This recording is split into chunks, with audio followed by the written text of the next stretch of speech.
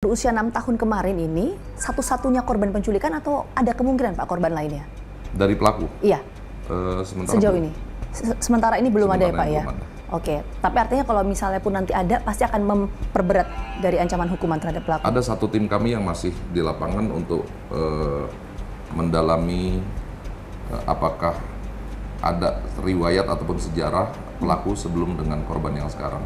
Ini masih terus kita telusuri, kami belum berhenti sampai di sini dengan menemukan pelaku dengan korban.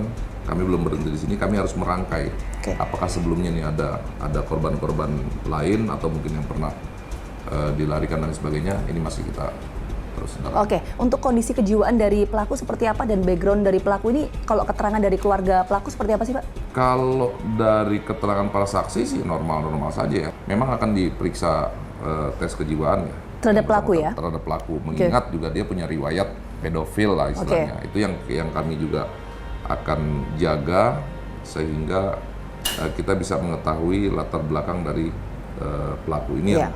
Dari keterangan beberapa saksi, termasuk orang yang temperamental juga, karena di kalangan pengumpul barang bekas ya, kalau pelaku ada di satu tempat, biasanya pelaku mengklaim bahwa barang-barang bekas yang ada di situ nggak boleh diambil orang lain. Nah, itu yang sering cekcok dengan sesama pengumpul barang bekas. Oke, baik. Jajaran kepolisian kemudian merilis informasi bahwa tidak terjadi kekerasan seksual terhadap Malika. Namun demikian, polisi masih terus mendalami motif apa yang sesungguhnya mendasari pelaku melakukan aksi penculikan tersebut. Kenapa kok ingin memiliki itu apa? Apakah hanya menganggap ini karena anaknya atau ada faktor lain di luar itu? Sementara hanya ingin memiliki karena sayang saja. Tersangka itu menyampaikan kepada kami bahwa korban selalu diajak kemana tersangka pergi.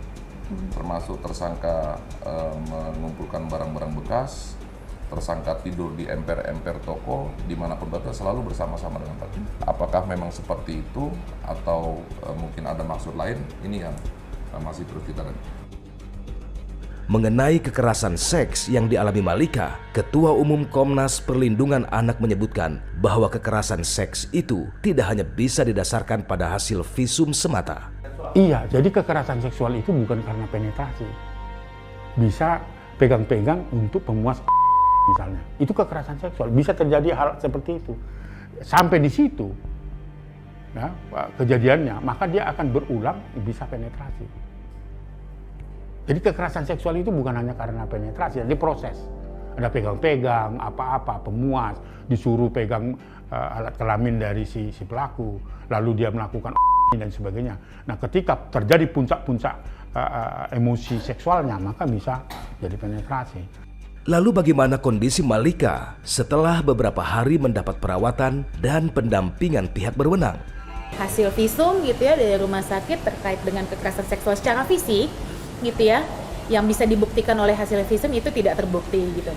Nah, tapi kita harus melihat lagi bahwa yang disebut dengan kejahatan seksual itu tidak hanya sebatas pada gitu ya adanya tanda-tanda kekerasan fisik terhadap tubuh si anak gitu ya. Dan inilah penuturan Oni, ibunda Malika Anastasia. Saya selaku ibu kandung Malika mendengarnya memang senang anak saya bisa pulang dengan selamat dan tersangka sudah mendapatkan hukumannya, ya, itu lebih baik. Sempat saya nanya dari semalam kan dia nggak tidur tuh pas dari penemuan sampai diperiksa oleh tim dokter dari rumah sakit Kapolri. Saya nanya, Neng ngapain aja kalau tiap hari muter Bu, nyari-nyari rongsok Bu, sampai kaki aku pegel Bu, pijitin dong Bu. Terus Neng suka nangis nggak? Iya Bu, kalau saya nangis nih Bu, kalau aku nangis Bu, dia marah-marah Bu, mau bentak, bilangnya gini Bu, nangis mulu lu, gitu. Ntar gue nggak kasih makan lu, gitu. Dia bilang, oh gitu. Terus Neng nggak nangis lagi? Enggak, aku tidur aja. Karena dari tim dokter juga udah diperiksa, udah di ronsen dan udah di semuanya udah dicek sama kedokteran di Kapolri sini, ternyata emang baik-baik saja dan juga lukanya itu nggak membahayakan. Ketemu 3 hari dia muter-muter jalan-jalan, terus setelah 4 hari dia bersama si pelaku, ke-5 harinya dia minta pulang, nangis, minta pulang, nangis. Nah, si pelaku itu keregetan, sampai dia sempat mukul pahanya Malika, sampai dia sempat nabok mulutnya Malika, sampai sempat dia bentak-bentak Malika dan marah-marahin Malika. Dia tidur di deket gubuk, kata Malika itu ada rumah tapi kecil. Nah, dia tidurnya sendiri, cuman ada guling sama bantal.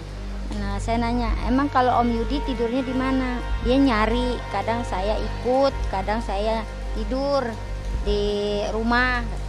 Emang rumah siapa? Ya rumah rame-rame, tapi kamarnya kecil. Berdasarkan pengalaman empirik menangani dan menerima laporan seputar kasus penculikan, Ketua Umum Komisi Nasional Perlindungan Anak menyebutkan, umumnya dalam kasus penculikan, pelaku biasanya mengenal aktivitas korbannya.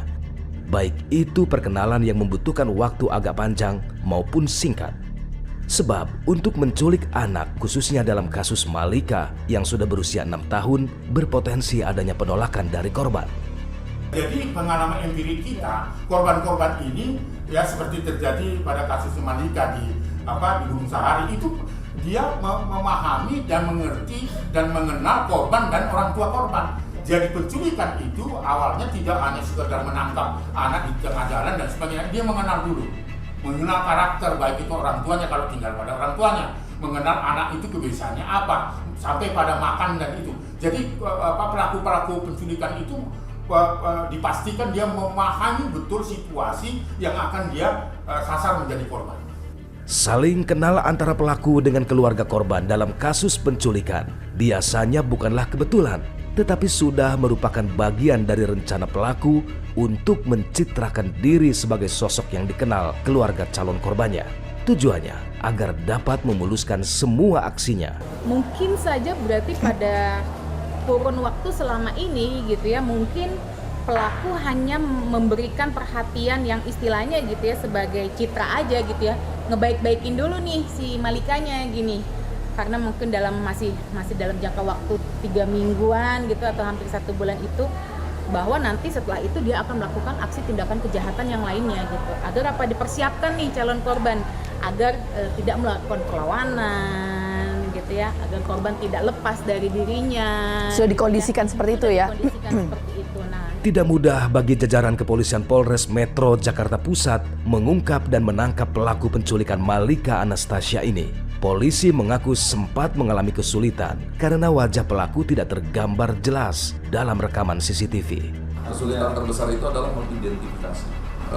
Potongan rekaman CCTV-nya juga jauh. Kita sudah coba zoom, kita coba pakai teknologi canggih pun pecah, nggak dapat sama sekali. Kita cuma bisa melihat dari jarak terdekatnya itu cuma bisa terlihat laki-laki, tingginya sekitar setinggi bajai, kemudian pakai topi, ciri-ciri baju agak tebal dan agak kurus, nah seperti itu. Titik terangnya itu setelah kita bisa mencocokkan pada saat posisi pelaku tidur yang kebetulan tertangkap kamera CCTV dengan informasi yang kami dapat di Pademangan, kita cocokkan. Nah ini identik, karena identifikasi dalam pengungkapan kasus, identifikasi korban, identifikasi pelaku ini sangat penting. Lalu, siapakah sesungguhnya pelaku ini? Apa motif yang mendasari penculikan ini?